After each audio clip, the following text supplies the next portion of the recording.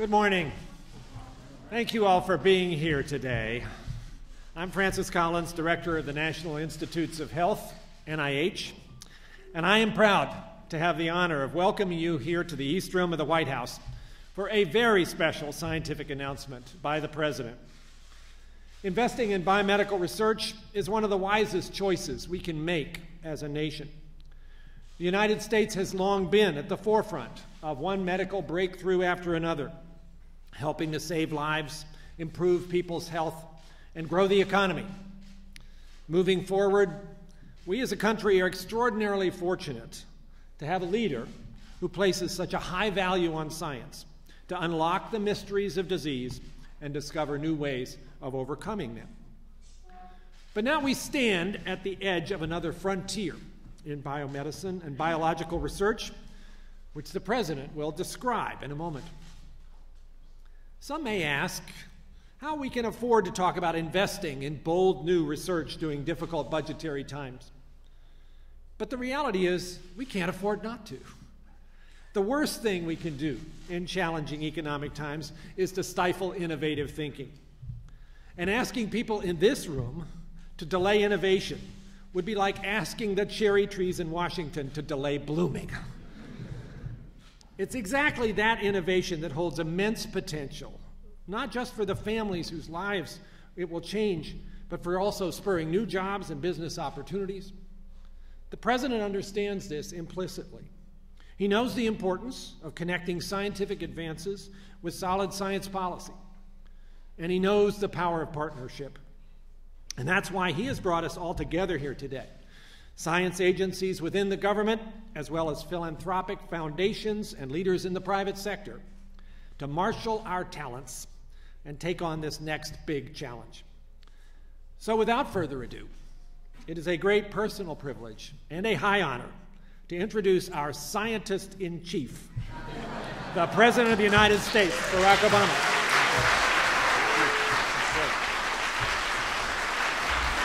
Thank you. Thank you.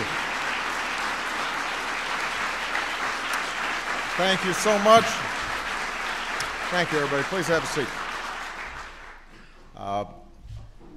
Well, first of all, let me thank Dr. Collins, not just for the introduction, but for his incredible leadership at NIH. Those of you who know Francis also know that he's quite a gifted singer and musician, so I was asking whether he was going to be willing to sing the introduction, and he declined, but his leadership has been extraordinary, and I'm glad I've been promoted to scientist-in-chief. Given my grades in physics, I'm not sure it's deserving, but I hold science in proper esteem, so maybe that gives me a little credit.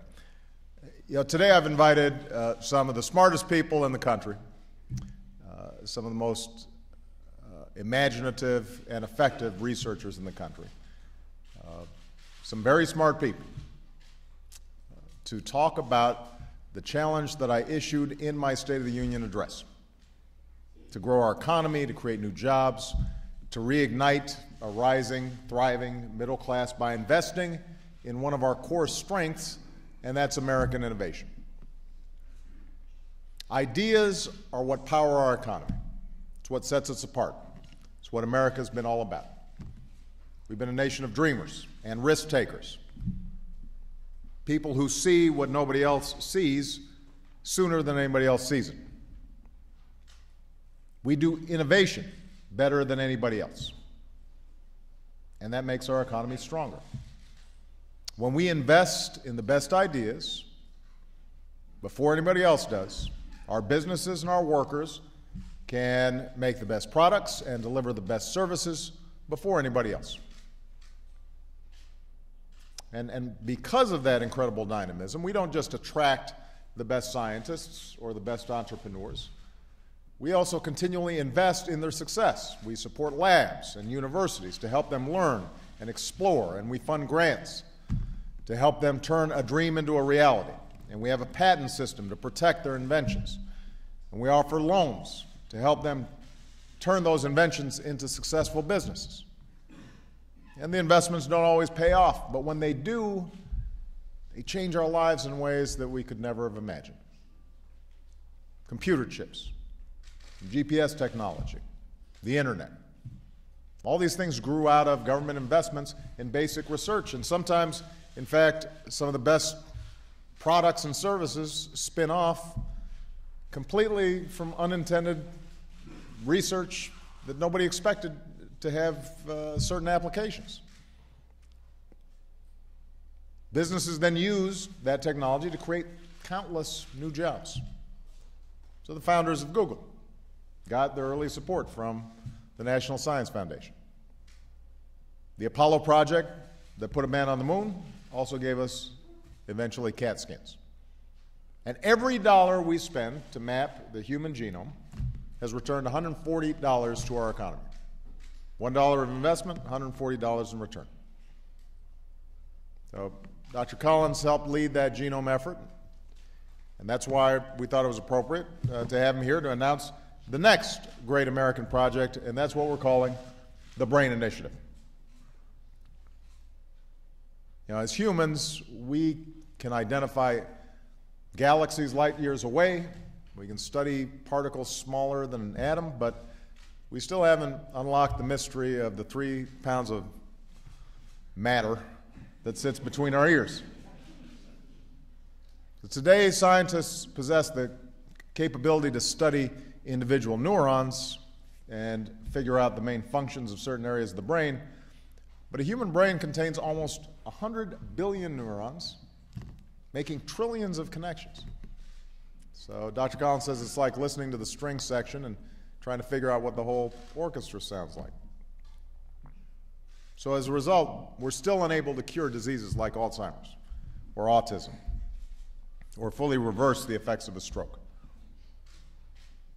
And the most powerful computer in the world isn't nearly as intuitive as the one we're born with.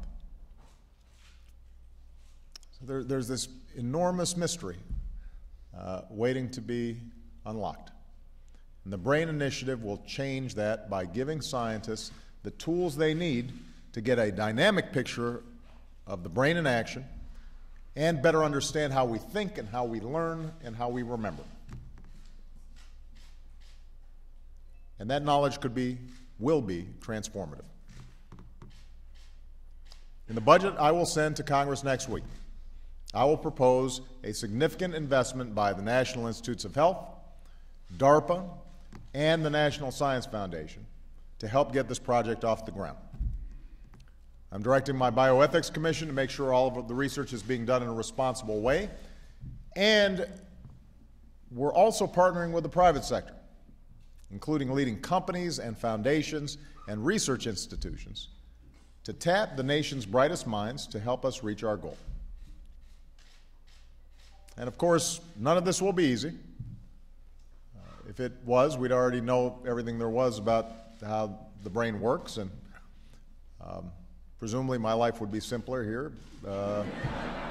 It could explain all kinds of things that go on in Washington, and we could prescribe something.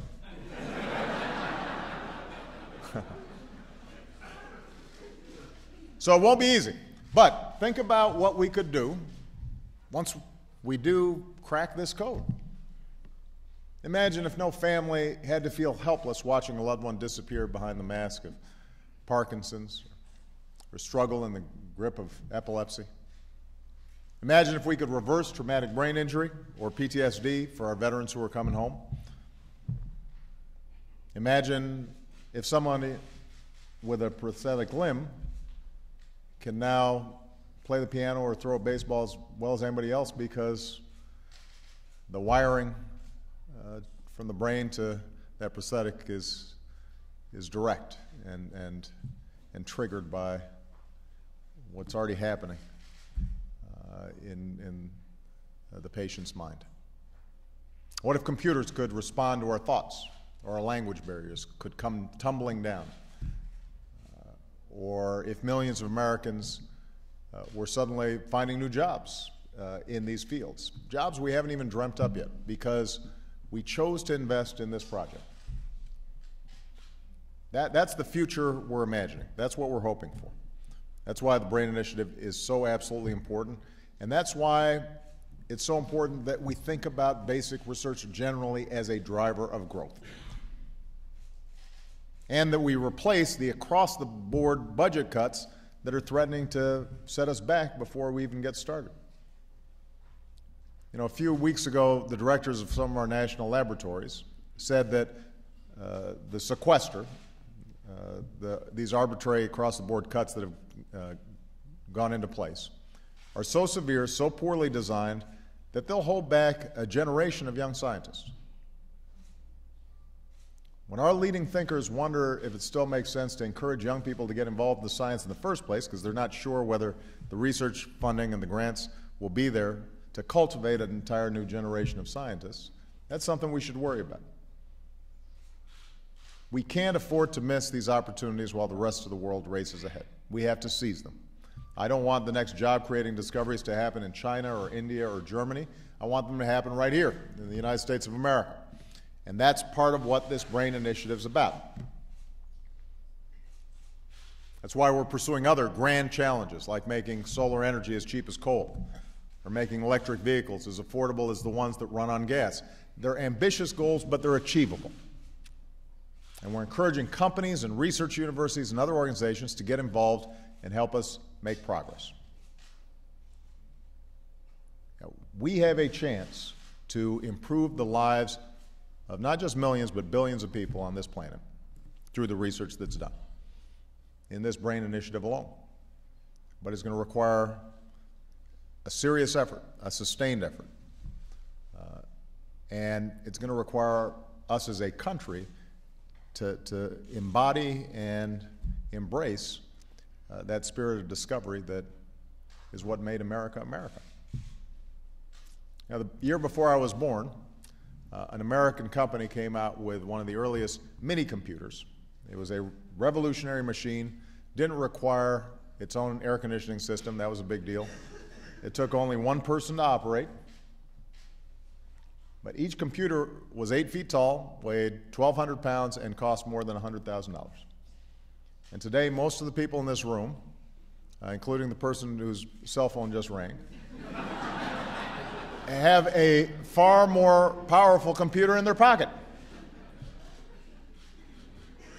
Computers have become so small, so universal, so ubiquitous, most of us can't imagine life without them. Certainly, my kids can't.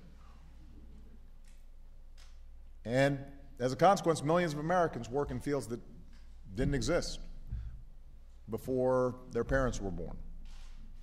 Watson, the computer that won Jeopardy, is now being used in hospitals across the country to diagnose diseases like cancer. That's how much progress has been made in my lifetime and in many of yours. That's how fast we can move when we make the investments. But we can't predict what that next big thing will be. We don't know what life will be like 20 years from now, or 50 years, or 100 years down the road. What we do know is if we keep investing in the most promising solutions to our toughest problems, then things will get better. I don't want our children or grandchildren to look back on this day and wish we had done more to keep America at the cutting edge. I want them to look back and be proud that we took some risks, that we seized this opportunity. That's what the American story is about. That's who we are. That's why this BRAIN Initiative is so important. And if we keep taking bold steps like the one we're talking about to learn about the brain, then I'm confident America will continue to lead the world in the next frontiers of human understanding. And all of you are going to help us get there. So I'm very excited about this project. Francis, let's get to work. God bless you, and God bless the United States of America. Thank you.